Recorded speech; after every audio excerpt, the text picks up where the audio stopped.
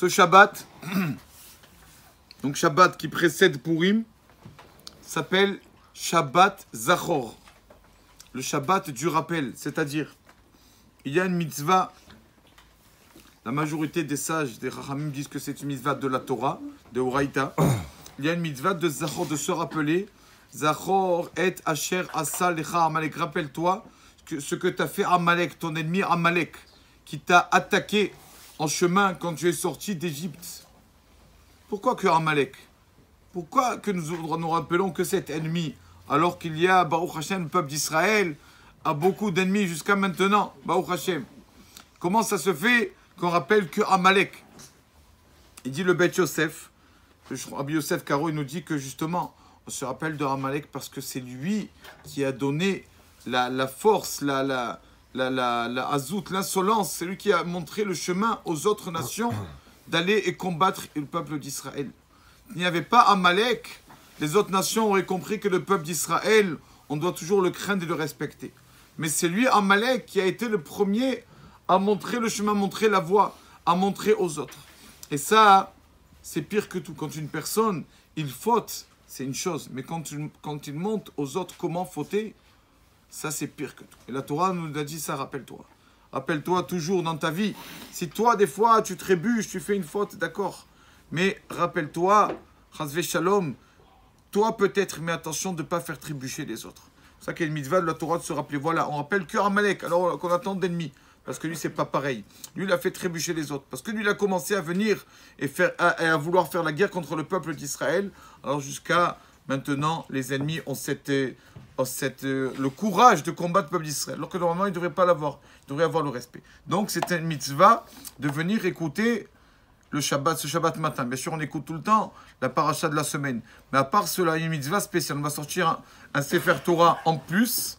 L'Alcha nous dit qu'il faut le Sefer Torah le plus beau de la synagogue. Pour cette mitzvah-là, il faut sortir le Sefer Torah le plus beau.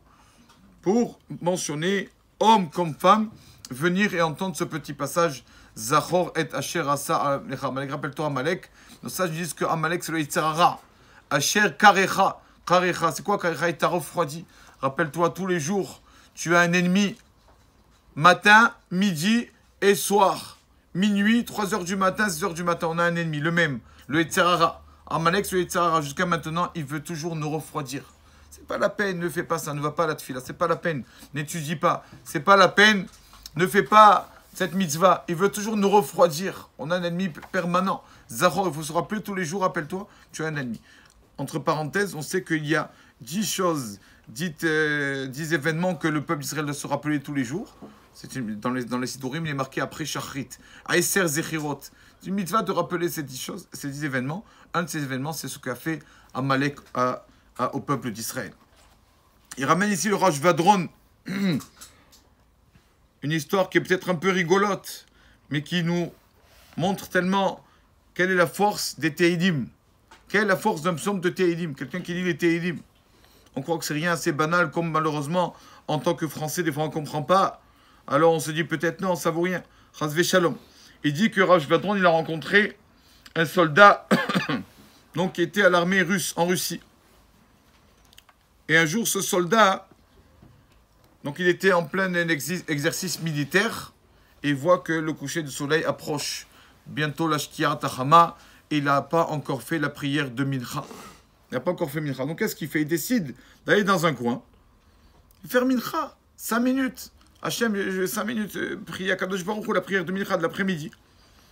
Et quand son Mefaked, comment on dit comment Commandant. Son commandant, voilà. Son commandant qui le voit, il va prier ce juif encore. Qu'est-ce qu'il fait? Il commence à le frapper. Et il décide de l'amener en jugement militaire. Comment ça se fait que tu abandonnes l'exercice militaire? Tu vas faire ta prière, ça encore. Et donc on l'amène en jugement. Et on sait qu'en général, quand un soldat se faisait juger à l'armée russe, il était en danger de mort. Mais là, le soldat était juif, donc il était en double danger. Qu'est-ce qu'il a décidé? Il a dit, bon, je suis en danger. Quand on l'amène devant le juge, donc il y avait l'avocat et le procureur, il y avait les deux pour ce soldat. Et il a dit, Bon, voilà ce que je vais faire. Non, il a dans sa tête, il a dit voilà ce que je vais faire. Qu'est-ce que je vais leur répondre? Mincha. Ils ne connaissent pas l'importance de la prière de Mincha. Ils ne savent pas à quoi je vais leur dire Mincha, il faut prier Hachem, la Hamida, coucher du soleil, ils vont me prendre encore plus pour un fou. À quoi? J'ai rien pour me défendre, j'ai rien. Son avocat qui lui dit comment je vais te défendre? Je ne sais pas. J'ai rien, j'ai aucun argument pour me défendre.